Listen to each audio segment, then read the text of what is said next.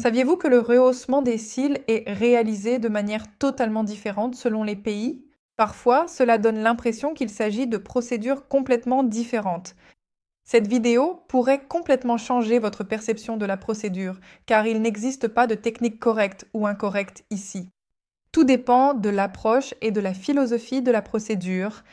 Aujourd'hui, nous allons examiner 3 variantes différentes provenant de différentes régions du monde et analyser ce qu'il faut faire pendant le processus pour obtenir tel ou tel résultat.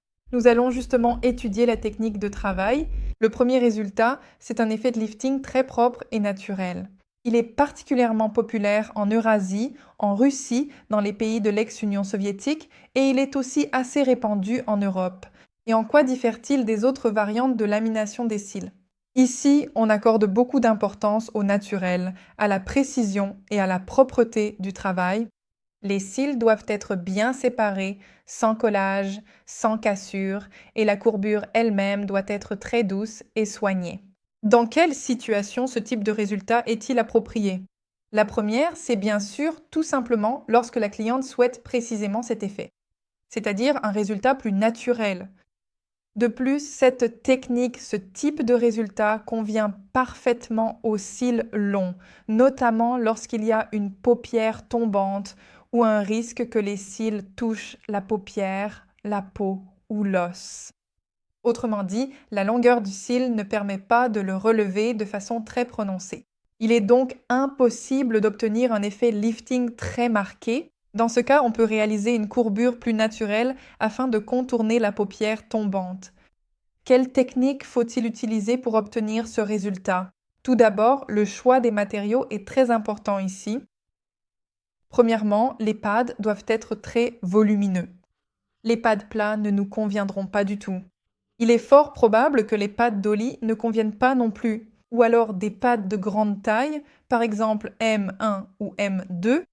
Ici, c'est vraiment le volume du pad qui compte. On peut utiliser des pads arrondis ou semi-arrondis, c'est-à-dire que c'est vraiment le volume qui importe, car notre objectif n'est pas de relever fortement les cils vers le haut. Ce qui nous importe, c'est une courbure douce et progressive. Et ici, peu importe en principe la direction naturelle de la pousse des cils. Nous sélectionnons ces rouleaux pour les cils ayant leur propre courbure et nous sélectionnons également les mêmes rouleaux pour les cils poussant vers le bas. Suivant. Le temps de maintien de la première composition et, en principe, le travail sur les compositions. Pour ce type de technique, on choisit le plus souvent des trains à vitesse plutôt lente ou moyenne et leur durée de vie n'est pas très longue. C'est-à-dire que le temps de pause de la première composition peut être très court, car encore une fois, notre objectif n'est pas de relever fortement les cils, mais simplement de les ouvrir un peu. C'est précisément pour cette raison que le temps de pause de la première composition est court. Il est également très important de bien traiter les cils après la procédure. C'est-à-dire, lorsque vous avez retiré les rouleaux, tout d'abord, nous nettoyons très soigneusement les cils.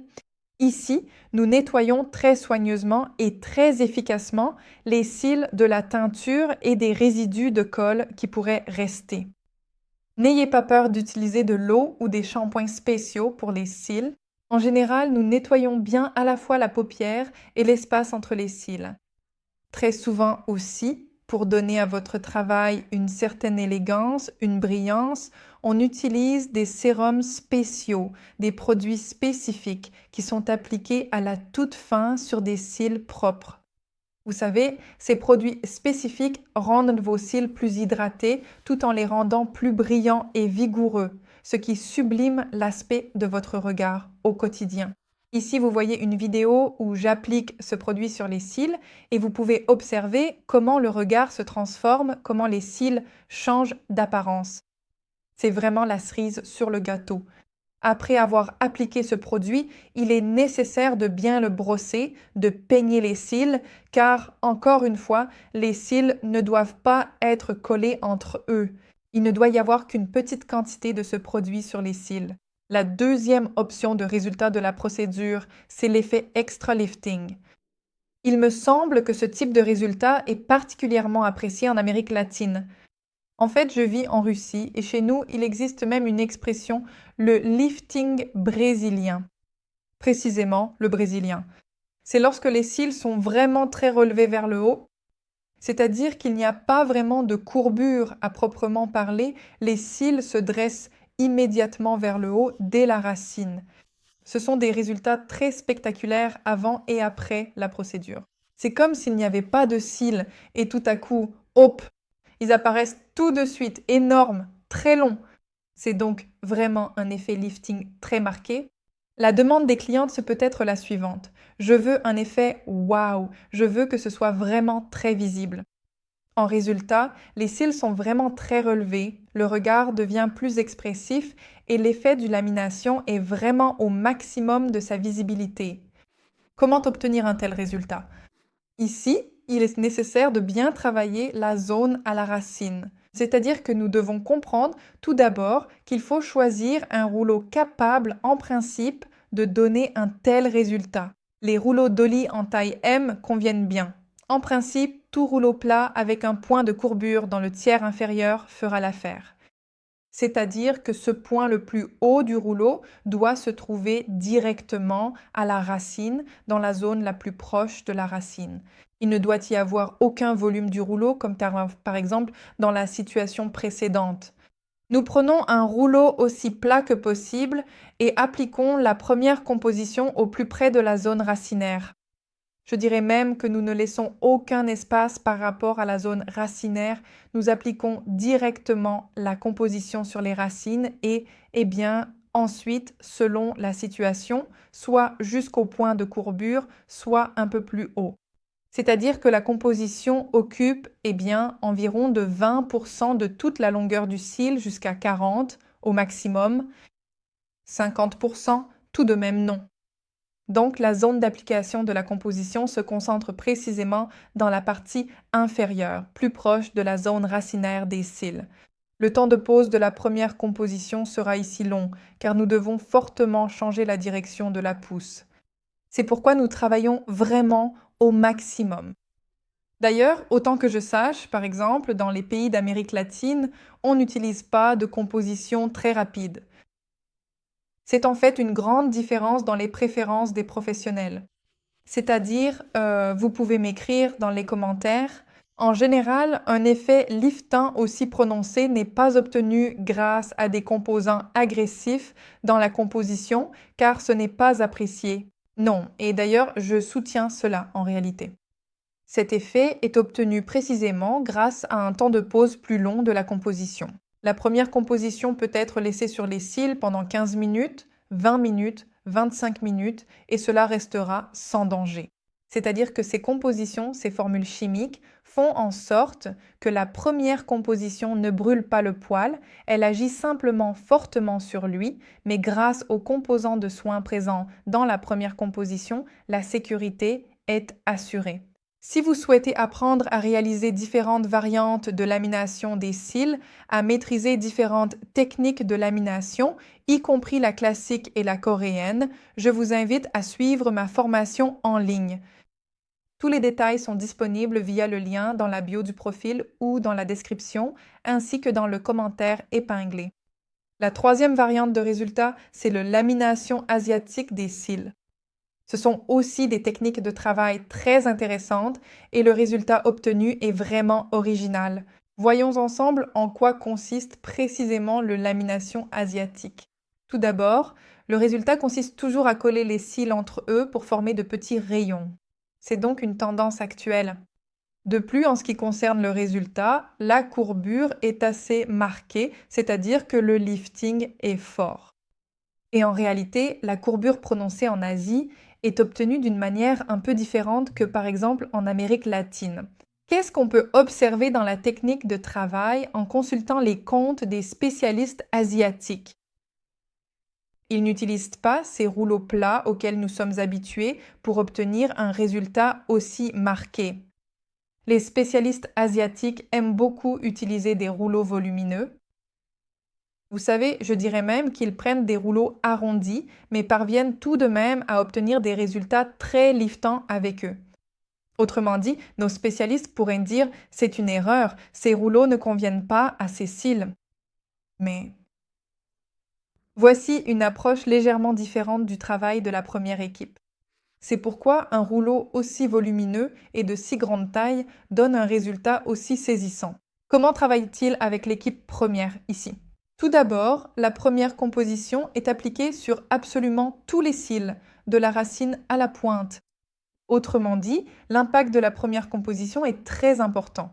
Bien sûr, l'accent est tout de même mis sur la zone principale d'application de la composition, c'est-à-dire la zone à la racine et jusqu'à peu près la moitié de la longueur du cil. C'est là que le temps de pose est maximal, mais comme je l'ai déjà dit, même les pointes reçoivent la première composition. En Asie, ils aiment beaucoup utiliser un film pour presser la première composition. Le film accélère encore plus l'action de la première composition, elle agit plus rapidement. Et aussi, le temps de pose de la première composition est également très long. Bien sûr, cela est aussi lié au fait que les cils des Coréennes sont assez denses et rigides. Et il faut évidemment beaucoup de temps pour que la composition agisse. La technique asiatique convient parfaitement aux cils asiatiques. Si vous souhaitez l'essayer, par exemple sur une femme slave, il faut absolument adapter cette technique. Pour les cils slaves, sinon vous risquez tout simplement de brûler les cils de la cliente. Une autre particularité des Coréennes est aussi qu'elles refusent très souvent, voire presque toujours, de teindre leurs cils. Cela est peut-être dû au fait qu'elles ont naturellement des cils assez foncés. Autrement dit, presque toujours lors du rehaussement des cils, on ne teint pas les cils, on fait uniquement le rehaussement. En fait, en Asie, ils aiment même beaucoup faire des éclaircissements. Mais bien sûr, personne n'osera décolorer les cils. Mais en ce qui concerne les sourcils, l'éclaircissement des sourcils est une procédure très populaire en Asie. Par exemple, lorsque je suis allée en Chine, je suis allée me faire teindre les sourcils dans la ville de Shanghai. C'était un studio assez professionnel, un studio spécialisé dans les sourcils, et là-bas, on m'a aussi éclairci les sourcils. Même si je ne suis pas chinoise, je n'ai pas les sourcils foncés, au contraire, ils sont clairs. On m'a aussi éclairci les sourcils selon la technique standard parce que j'ai remarqué que même si les Chinoises ont naturellement des sourcils assez foncés, il n'y a pas de tendance à avoir des sourcils noirs ou très foncés. Au contraire, elles essaient de les éclaircir, de les rendre bruns foncés, marrons, mais jamais noirs. Revenons au laminage des cils à l'asiatique. Bien sûr, la technique numéro 1 ici, c'est la technique coréenne où l'on applique d'abord la première solution sur les cils, puis seulement après, on place les cils sur le rouleau. Si vous souhaitez apprendre la technique coréenne en combinaison avec la technique classique, je vous invite à suivre ma formation en ligne. Nous étudions tout cela là-bas. Une étape importante pour terminer la procédure est de créer ces petits bouquets que l'on aime beaucoup faire en Asie. Et d'après toutes les vidéos que j'ai vues, tout cela se fait à l'aide d'un produit spécial. Vous savez, comme on peut fixer les sourcils avec du gel. Il existe également un gel spécial pour les cils, puis on colle délicatement les cils avec une pince à épiler. Oui, c'est un effet temporaire, c'est important de le comprendre. C'est-à-dire que lorsque vous vous laverez le visage et que vous brosserez bien vos cils, tout cela partira. Mais juste après la procédure, les cils sont toujours collés ensemble et je pense qu'il existe simplement des produits spéciaux qui peuvent même être vendus aux clientes pour qu'elles puissent aussi coller leurs cils chez elles et réaliser ce genre de rituel. C'est-à-dire que nous, on utilise du mascara, alors que là-bas, par exemple en Corée, ils peuvent coller les cils de cette façon et créer de jolis petits rayons. En fait, le résultat est vraiment sympa. Voilà à quel point le rehaussement de cils peut être varié. Il est important de préciser qu'il n'y a pas de technique juste ou fausse. Il y a simplement différentes approches et différentes attentes de la part des clientes. C'est-à-dire que les clientes veulent aussi des résultats différents. Même moi, je réalise parfois des résultats plus naturels, parfois plus prononcés, plus intenses, presque comme par exemple en Amérique latine. On peut procéder de différentes manières, mais pour cela, il est très important de bien comprendre le processus de travail, la chimie de la procédure. Comme je l'ai déjà dit, par exemple, si l'on reproduit sans réfléchir la technique asiatique sur une femme slave, on risque tout simplement d'abîmer gravement les cils de la cliente, car on ne peut pas tout copier aveuglément. Il faut savoir comprendre à quoi sert chaque produit, chaque étape de la procédure et comment l'appliquer concrètement dans votre propre pratique. Si vous souhaitez approfondir vos connaissances en lamination des cils, je vous invite à suivre ma formation en ligne sur la lamination. Tous les détails se trouvent dans la description ou dans le commentaire épinglé. Au revoir à tous.